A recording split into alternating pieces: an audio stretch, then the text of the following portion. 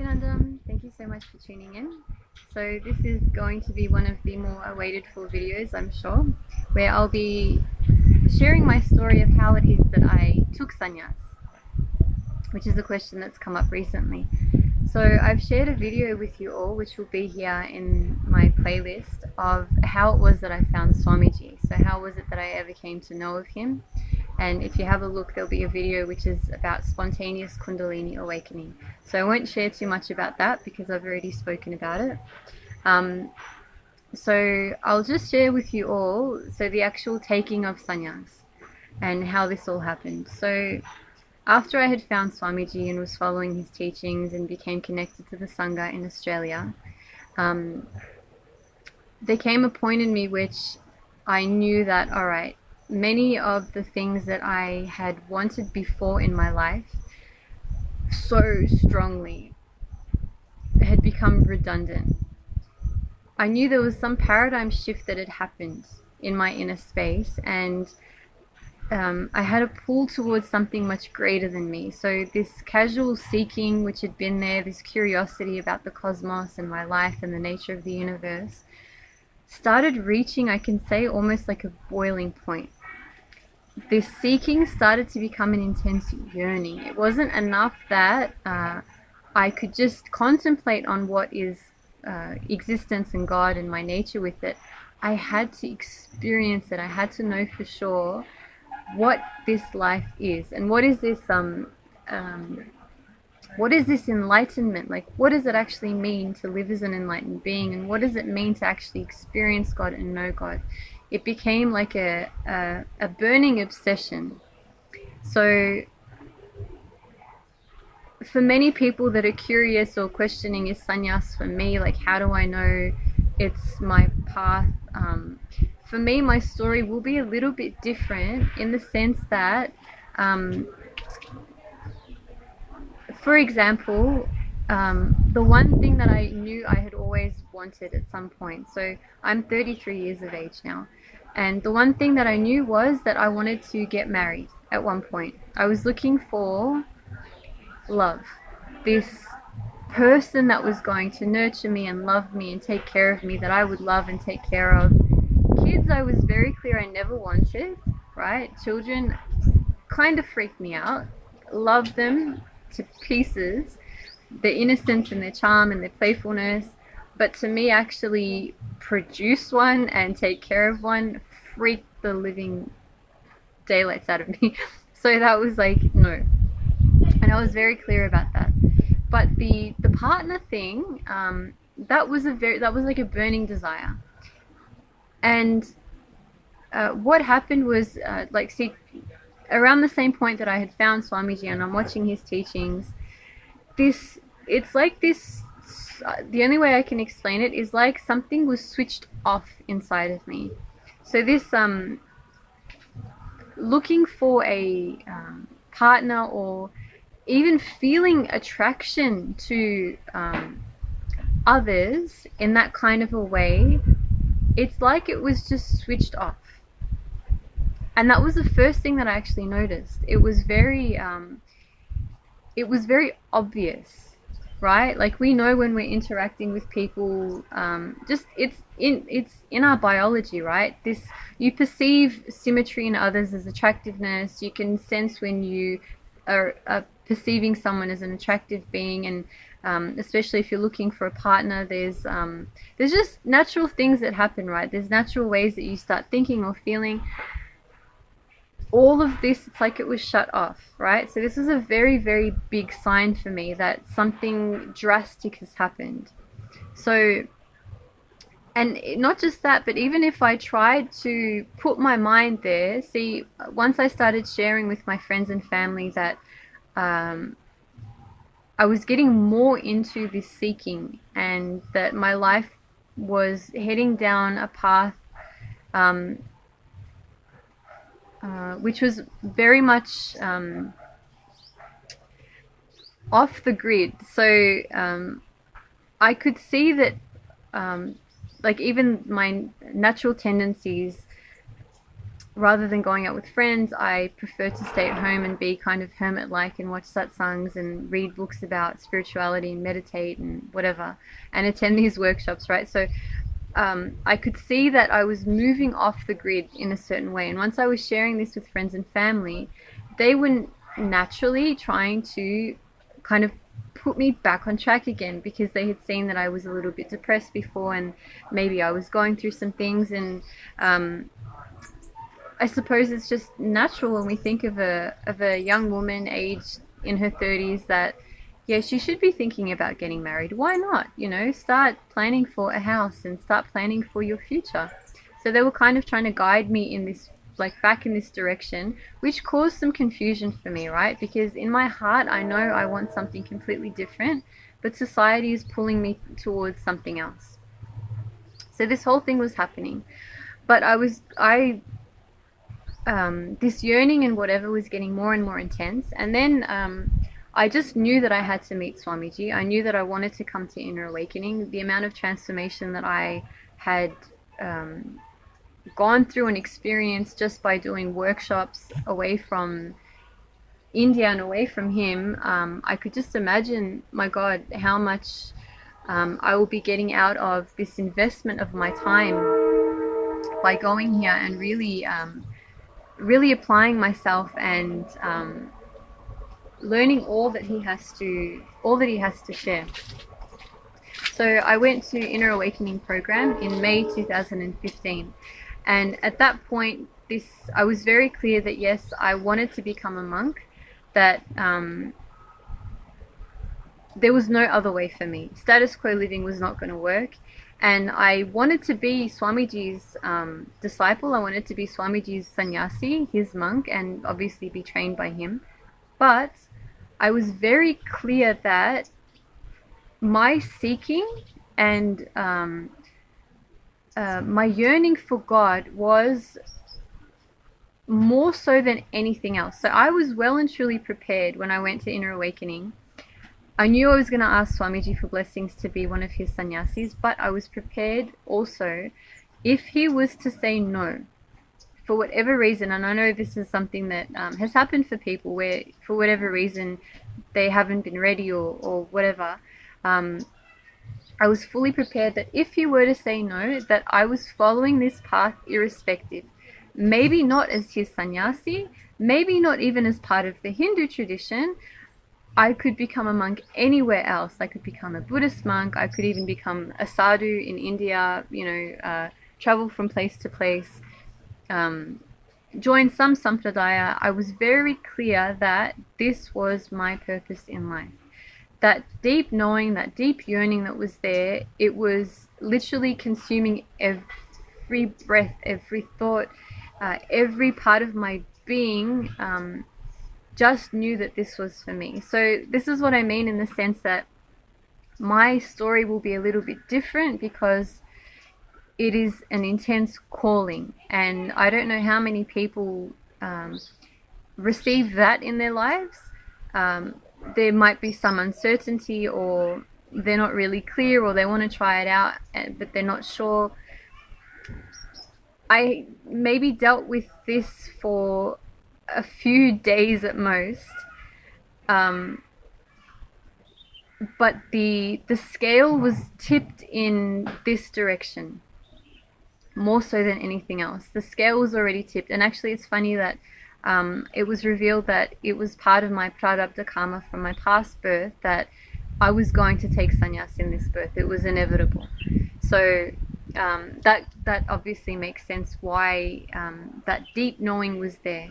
So, and yeah, I was well and truly prepared that even if Swamiji said no, that I would pursue this path irrespective. The yearning was too strong for me to ignore it, and it was, there was nothing else that held any sway for me anymore. Material things, I had no passion. I became completely disinterested in any material things. Relationship, like I said, which was the big thing before, was completely gone. That whole desire was like, it was switched off.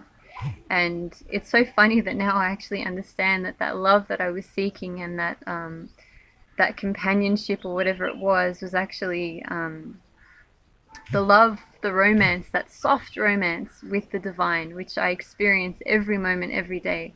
So it never could have been fulfilled outside of me. It's like this, um, it's a silly thing that, yeah, there's no way that it could have been, and there's no way that it can be. So I'm very glad that I found that out at this young age. I mean, I'm not a spring chicken, but 33 is not too bad. So yeah, for me it was an intense calling. And so anyway, when I was there for inner awakening, I think it was the first darshan that I had with Swamiji. I remember asking for blessings to be his sannyasi, and yeah, he gave it straight away. He said blessings, and um, after that, I went back to Australia. So I was there for inner awakening, had blessings for sannyas, and I was very clear this was my path. And the only thing though was that I was working full time. I had a place of my own, a lot of furniture, many shoes, a lot of clothes, a lot of makeup. So your typical chickie life, I had to kind of wrap up and shut down. So that was probably the most difficult. Was obviously after inner awakening and being with Swamiji and learning more about, and not just learning about, but experiencing so many breakthroughs and understandings about what I am and what life is and my relationship with it. The yearning was getting more and more and more intense, and then I just couldn't wait to wrap everything up and then move to India. So basically it took me about 1 year to do that. So it was May 2015 that I did my inner awakening, and then it was May 2016 in Kumbh Mela that I actually officially took sannyas initiation. But before that, even as a kind of like a first step, in Melbourne, where I've come from, we have a very strong Sangha. So Swamiji has a temple, and there's an Adinam, which is, Adinams are like community style living, where we live together, we share Swamiji's teachings, and we obviously have made a commitment to be his disciples and share these teachings with the world and live this lifestyle, which we have here in India, but there itself. So it's just like kind of like a replica of what the living is here, there in Melbourne. So before I took sannyas, before I made the leap to go to India and be in Kumbh Mela, I actually was accepted as an Adinavasi, which is like one of Swamiji's, again, one of Swamiji's extensions, just not a monk. We don't take the 5 vows of that a sannyasi does. So, and that was a really intense time, I can say. It very much prepared me for a lot of things before coming here. It's so funny, but we have ideas of what sannyas is, and that was the perfect preparation for me shifting a few small misunderstandings and really understanding, okay, not just what is sannyas, but what does it mean to be an extension of Swamiji. So I mean, many people come here for programs, and one of the greatest things about Swamiji is, all right, he's an enlightened being. He's not just an enlightened being, but he is radiating through his physical body this superconscious energy. And through the initiations he gives us, and obviously power manifestation, expressing powers through the third eye, being at a program with Swamiji and doing all of these things, receiving these initiations, having these kinds of powers, like I said, we have an idea of what this life will be. But until we actually come here and start experiencing it, it'll just be a fantasy, right? The real thing is, and this is the one thing that I would like to share with you all. If you have the calling for sannyas, take the leap, right? unless you start walking this path, it'll only ever just be an idea and a fantasy, and you'll never get to actually experience what it means. A lot of maturing will happen for your cognitions and your being, and there'll always be, if you don't take up this, at least the step in this direction, I know this, there'll be this thing in the back of your mind of what if, what if I had pursued, and what if I do pursue, what does it mean? There's always this fear of the unknown. See, there's a beautiful opportunity now where you can come here, you can be an Adinavasi, which is great if you want to jump in and take the leap and just like dive in and do it. If you're unsure, if you're feeling like, yes, maybe, but I can't be sure right now, and there's just too many doubts, your scale is tipping in the other direction than it was for me. Inner awakening is the way to go. See, I don't need to market this. I don't need to, there's nothing that I could say anyway to convince you, right? It's your being and your own yearning for this will pull you inevitably, right? In whichever direction you want to go, in whichever way that the cosmos wants you to travel down. Inner awakening will be the perfect setting for you to taste what it is, to experience, okay, what is it that we do? Like, what are these pujas, and what is it that Swamiji is actually teaching here? What is it that I can be living my life as? So I think for me also, this was the way that I did my transitioning was perfect into sannyas, and I've been here for 1.5 years now, and there's many ways that I still need to grow, but I have a certain strength that I'm really grateful that I have, thanks to the way that I did, like the way that my journey has happened, unfolded for me. So doing this inner awakening first, then starting off as an Adinavasi in Melbourne, and then eventually coming here. It was like one big experience and kind of a baby step, and then the jump. I recommend that everyone come and do this inner awakening if you have some uncertainty. If you have this yearning and just this burning desire, then hey, jump right in.